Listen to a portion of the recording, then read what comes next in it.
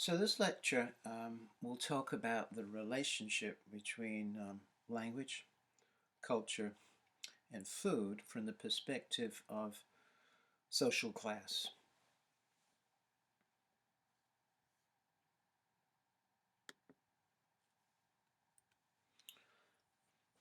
You may remember a previous lecture in which we looked at a particular part of language which we can call semiotic or iconic. And I talked about the notion of semiotic receptivity. That is, it's the kinds of things that we learn about people by the way they choose words, by their particular pronunciation or accent. And so, in this particular exercise, I asked you to imagine who the people were who are waiting for a cab that doesn't stop. And there were three people, and these were their particular reactions. What we learned was quite a lot about these people. We learned a lot about their gender, their age, their education, and their social class. So one fundamental aspect of language is it tells us something about the people beyond what is being communicated. And you might call this the semiotic or the iconic qualities of language.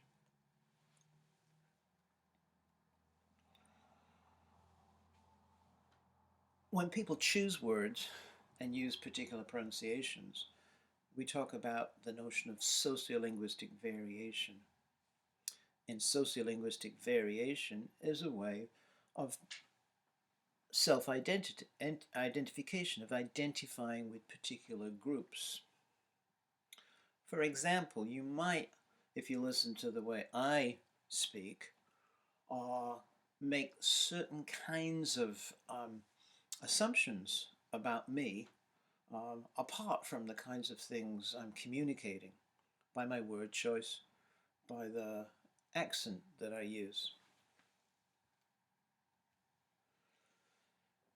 So what you'll probably discover is that I probably don't sound like an American completely. There may be some little bits of pronunciation and word choice left over from my original dialect, which is Manchester, which is in the north of England, just 30 miles inland from Liverpool.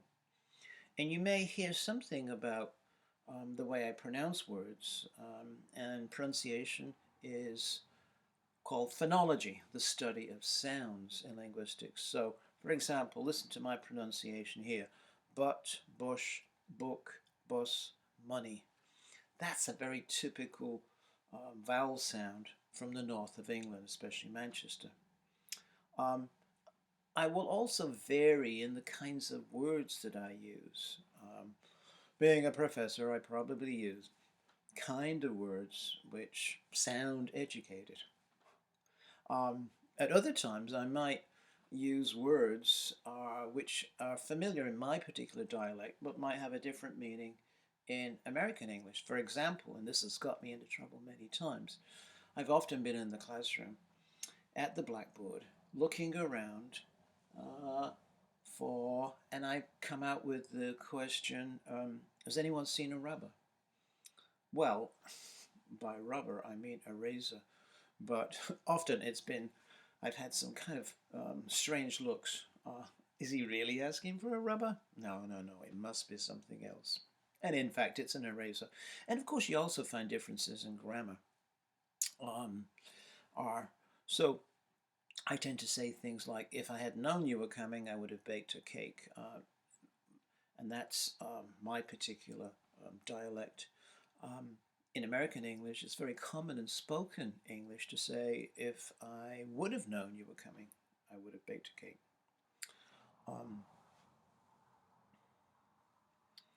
So these are all things you learn about where I particularly come from, and I'm presuming that there are still things left over from my original way of speaking, my original dialect. And perhaps the person that I might sound the most similar to, and this is a picture of Graham Nash from Crosby, Stills and Nash about 50 years ago when he was still a young person. And I remember having hair like this too. And Graham Nash is about 4 or 5 years older than me, a lot richer, but he spent most of his adult life in the United States. He was originally married to Joni Mitchell, who's Canadian, of course. And so if you want to click on that, you'll need to click on that on the other PowerPoint. It'll take you to Graham Nash as he is now, and you can listen to the way he speaks and compare it to the way I speak. Is there a similarity? I'm thinking perhaps there is. He came from Manchester, same as me, and he's not too different in age and spent most of his life in the United States. So there should be some similarities there, I think.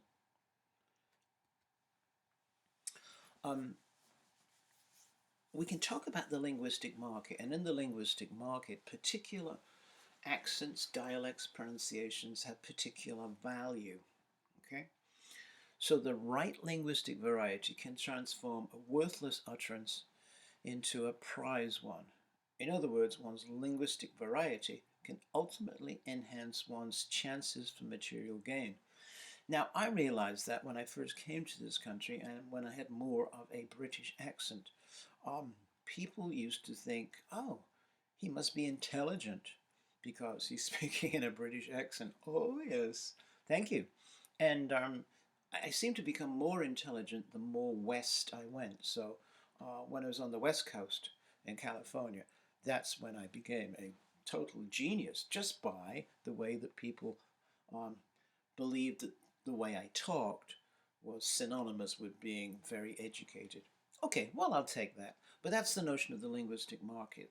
Okay, dialects, pronunciations, accents are given a particular value. There are different markets, and they vary from the larger global market to the local market. So if we talk about the standard or global market, it's very institution-based, right? And you know, if you're going for a job interview, then you're going to use a particular way of speaking which conforms to standard pronunciation in American English.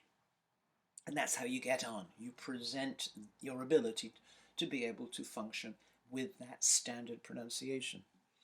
But when you're back home in your own town, your own little town, you'll know that speaking in standard American English will be considered highfalutin.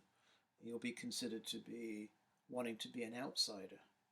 So when you're back home in your small town, you need to revert back to your local dialect because there it has value. So the vernacular or local market is more geographically based. And I've just mentioned Chansey there. And there was a strike in Chansey long time ago. And the owners of the mine brought in scabs to replace the striking miners. Well, it became very easy to find out who were the locals, the strikers, and who were the workers coming in, because of course they couldn't pronounce the word Chansey. They pronounced it Chauncey, which of course is not correct. So that's the power of the local vernacular. And there's a couple of studies, I've just selected a few studies here to illustrate something about the power of the of sociolinguistic variation, the power of dialect, accent, pronunciation as signifying identification with a particular group. So this is a classic but very old study by Labov, 1963, and he looked at the pronunciation of locals on Martha's Vineyard. Martha's Vineyard, of course, now is a very fancy place to go for your summer vacations. Presidents go there. And a lot of people have second homes there. Well, a lot of rich people have second homes there. What Labov noticed was that as the island became invaded by outsiders who bought second homes, the locals changed their particular way of speaking to reflect their identity as locals. So he noticed a a change from fight to fight and about to about. And that indicated that they were locals and not people coming in from the outside. Um, Likewise, a more recent study um, was one done by Penelope Eckert, 1989, and she looked at a particular high school and looked at the different variations in the way that particular cliques in the high school spoke. So she looked at um, our four groups, jocks and burnouts. Okay, so and she divided those um, by gender. And so what she found was the jock girls use the best grammar, much better grammar than the jock boys. And at the other end, the burnout girls and boys use about the same amount of non-standard grammar, more than than jocks. Notice here that the choice, that the use of non-standard grammar is not a marker of lack of education. It's a marker of identification. They were actually using bad grammar to mark themselves off as a group, a dissenting group.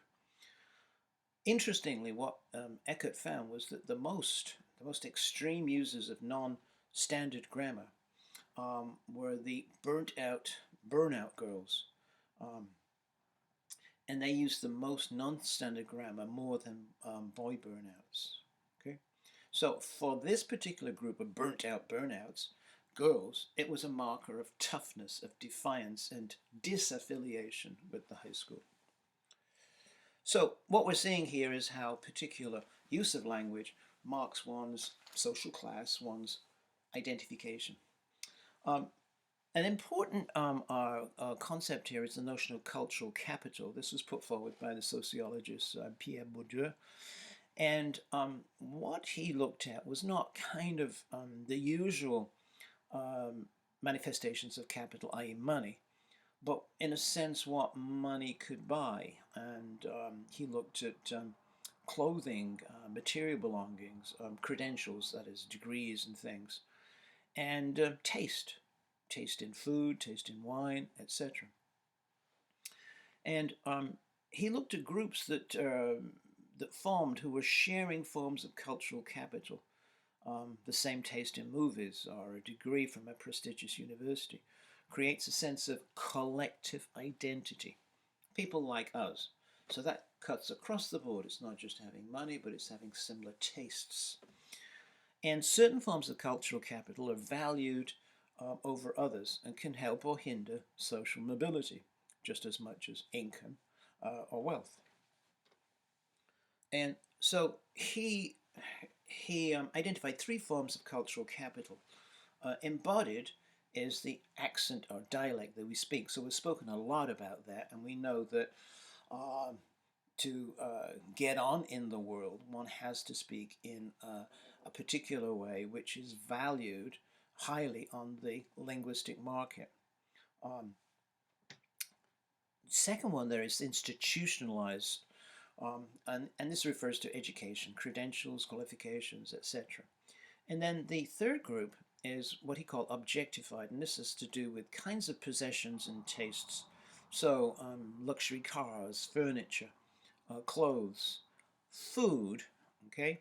And here we're looking at food in regards to tastes and eating patterns, and what and how to eat, how to serve, and how to cook. So those are all become aspects of objectified cultural capital, which is all part of the larger notion of cultural capital and social class. Interesting quote here. This is Adam Drewowski, an epidemiologist at the University of Washington. So he says, in America, food has become the premier marker of social distinctions. That is to say, social class. It used to be clothing and fashion, but no longer now that luxury has become affordable and available to all. So the new marker of social class is food. according to Drawaski. Um, Interesting, we can look at this word refined. I think we've mentioned this before. We talk about refined as referring to people with taste, people with good manners. But originally, the particular word developed from the the ability to refine food, okay, or to process food. So you see a little picture of a mortar and a pestle, and that's the way you refine food. That's how you make fine grains. And to do that, it's pretty time consuming, it's laborious. You have to have servants. So if you were a rich person and you had servants who could grind up your food, make it very fine, refine it, then of course that was a marker of your social class. So now refined and now means rich or posh, not just referring to the refining of grains or food. Another example of food and social class is the distinction between dinner and lunch. And you might ask yourself what you call the meal you eat in the middle of the day, and it's probably going to be called lunch. Although maybe you call it dinner, some dialects still call it dinner. When I was growing up as a kid, we didn't use the word lunch, we used the word dinner, okay? And this is in the north of England. And the use of dinner for the meal in the middle of the day was considered in the 1950s to be a marker of lower social class, right? And that was a distinction between you speakers, that's upper class, and non-you, which is the rest of the people who use dinner, would be lower class. And that also was a regional distinction as well. It tended to be the north of England working class people who use the term dinner for the meal in the middle of the day, and in the south, upper class, use the word lunch. As it turns out, of course, lunch is a very new word. Dinner is a very old word, and dinner was the standard word, coming from French in the 13th century, referring to the chief meal of the day. Interestingly, we still talk about dinner in terms of feasts. We talk about Thanksgiving dinner, even though we probably eat it in the middle of the day. And of course, we never talk about the dog's lunch. We always talk about the dog's dinner. Interestingly, lunch derived from the much older word luncheon, which referred to a thick piece of food, a slab of food like luncheon meat. And then it was shortened to lunch as late as 1929. So the choice of lunch by certain groups in society to refer to that meal in the middle of the day is a marker of social class.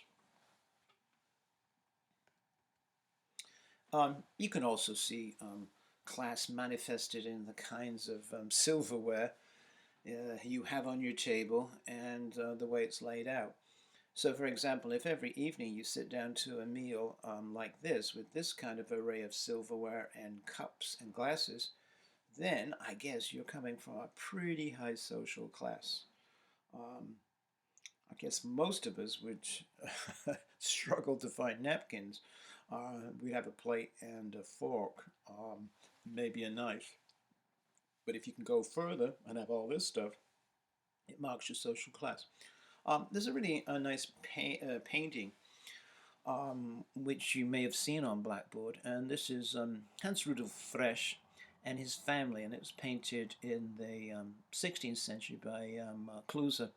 And Fresch was the mayor of a Swiss city, Zurich, I believe, and as was the tradition in those days, you would demonstrate your wealth by having a portrait made or a picture of your family. So Fresch chose to have his family painted at dinner. And so what we can see is lots of interesting artifacts, food on the table, which marks this family as being upper class because of their choice of food. You also find an interesting detail in terms of their choice of cutlery, of silverware. So if you look at the the two young girls, and behind them is the mother holding the platter. Look down at their skirts, and you'll see there's certain things hanging down from their skirts. One is a pomander, um, which probably smells very nice, and one is a little bag, and then the other one, if you can see it, is they've got knives hanging down there. You can see the hilt of the knife on the mother, and then you can see it on the older daughter, and I think you can see it on the younger daughter. So in those days, you didn't come to the table and find a knife and fork. You had to bring your own one. And a mark of social class would be how fine the knife is that you use for dinner. So the relationship of food and social class is pervasive. Um, you can do this. There's a nice problem page with a handout which asks you various questions about the naming of food. And if you do that and you look at the other PowerPoint, you can click on the link there and go to the Harvard Dialect Survey, which gives you all these beautiful maps about how people in different parts of the United States choose different words for different particular types of food. So this one here um, asks about the pronunciation of mayonnaise.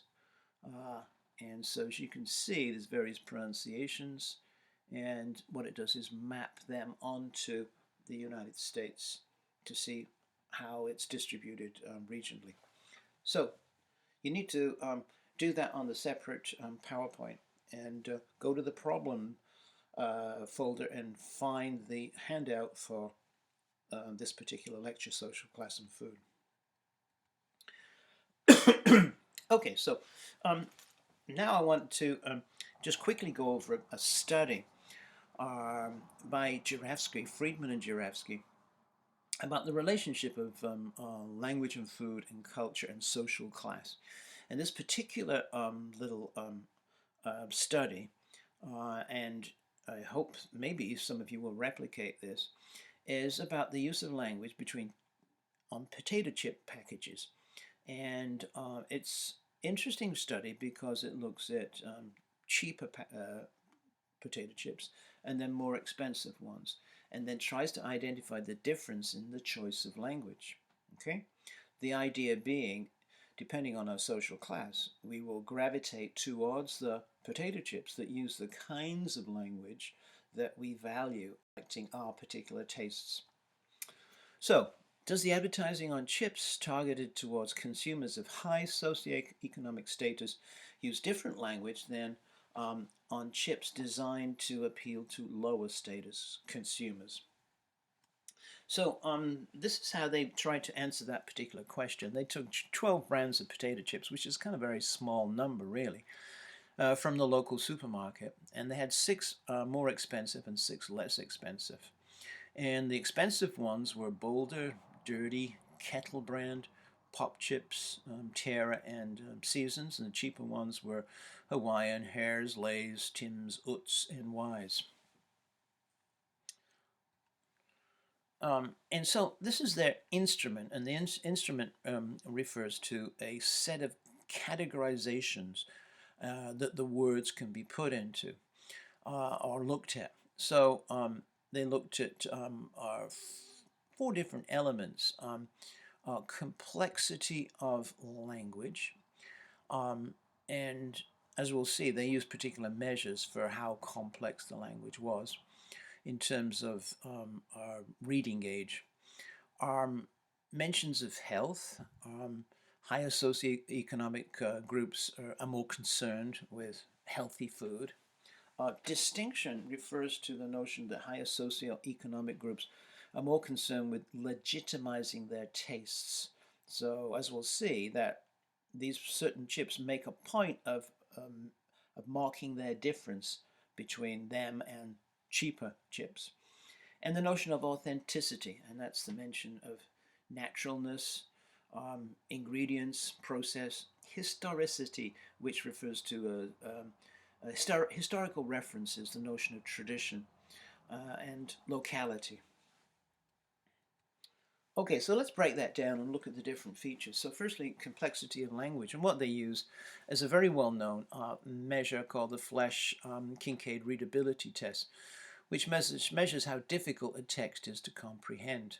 And you can see an example of that, how they begin to calculate that. They break it down into words, characters, paragraphs, sentences, and sentences per paragraph, words per sentence, characters per word, are passive sentences, etc. And then you can calculate a particular reading ease.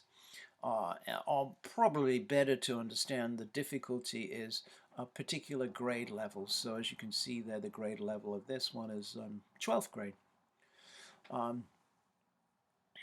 So they use this notion of the Flesch-Kincaid readability.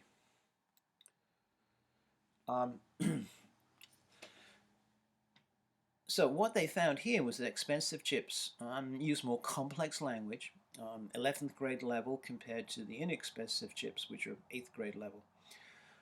Expensive chips have more words, so there's 142 words average on the expensive chips, as opposed to 104 words for the inexpensive chips. And inexpensive bags of chips use more common words like fresh, light, basic, extra. Expensive bags use, of course, rarer words, flair, savory, culinary. Whoa, these are high prestige words. Okay, the second category was health. When it comes down to it, potato chips are not objectively a healthy food. It's not really something that you would eat for your health. Yet most of the chips emphasize the healthiness of their products using phrases like 0 grams trans fat, healthier, no cholesterol, lowest sodium level. Again, when we compare the expensive and the cheaper chips, we notice a difference. Expensive chips talk about health 6 times as much as inexpensive chips. And the difference in health language is not due to the differences in the chips. Apparently, the chips more or less were very similar. None of the chips contain trans fats, but all 6 of the expensive ones mention the lack of trans fats.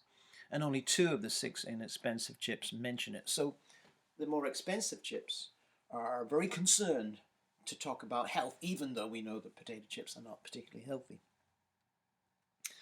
Third is distinction. And we can go back to Bourdieu, and he claims that a high status group maintains its status by legitimizing some tastes but not others, and by passing on these tastes as cultural preferences. So they're very concerned by saying, oh, well, this is good taste and that is bad taste. So to test whether Bourdieu's distinction plays a similar role in potato chip advertising, Friedman and Jurafsky looked at words that explicitly emphasize or contrast differences between expensive and inexpensive chips. So this is what they found then. Distinction is used 5 times more frequently in expensive chips. And a distinction-related word or phrase is mentioned 14 times on each expensive bag, fewer than 3 times per cheaper bag. So you can have a look at some of the examples there. They talk about uniqueness, like X brand. Potato chips are in a class of their own. And then, of course, lots of comparisons. Judged best in America. And then the use of negation, which really refers to the fact that often that they don't contain any bad stuff. So look at the ones there. No wiping your greasy chip hands on your jeans. Never fried, never baked. And we don't wash out the natural potato flavor. So that's the notion of distinction, and as you can see, expensive chips have far more mentions of distinction. And some more examples of negation, especially with the pop chips. And I'm just going to read a longer part of pop chips, which I think is great. And this indicates the notion of wanting to distinguish the upper class from the lower class. So nothing fake or phony, no fake colors, no fake flavors, no fluorescent orange fingertips, no wiping your greasy chip hand on your jeans. No, really. Okay, so they're really making an effort to distinguish themselves from those cheap, nasty chips. And as you can see, they used expensive chips use negation 14 times as often as the cheaper ones. Finally, we have the notion of authenticity. Um, and this refers to the fact that food is presented as authentic based with regards to its naturalness, simplicity, ingredients, the cooking process, the tradition or historicity, and locality. Interestingly here, what you find is that naturalness and the mention of ingredients and the particular process are 2.5 times more likely to be mentioned on expensive bags. But, and here's the interesting part, historicity or locality were more common on cheaper bags. So you can see some of the examples there referring to the founder of the particular company, or since a particular Bill and Sally Utz believed, going back to a particular owner who started the particular company. Okay, a very interesting study on potato chips, and one that maybe you'll be wanting to replicate, maybe with potato chips, but also with other kinds of food. Finally, let's just have a look at a particular, another particular piece of research about social class and food by Johnston and Bauman.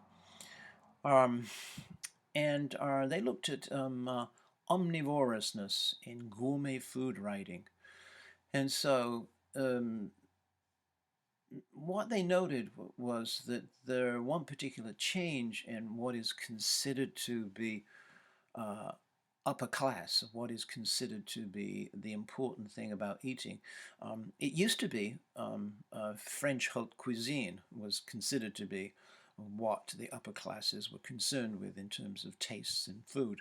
But now that's changed to the notion of omnivorousness, and that what that means is eating foods of many different kinds and from many different origins. Okay. So one of the questions they were asking was that whether this means that the food is a snobbish marker of social status, like when you ask for your filet mignon, has changed to a marker of inclusivity, and that would be hamburger. So a hamburger can become now a new marker of social class, but it's not just any old hamburger, of course. It has to have natural ingredients and be cooked in a particular way.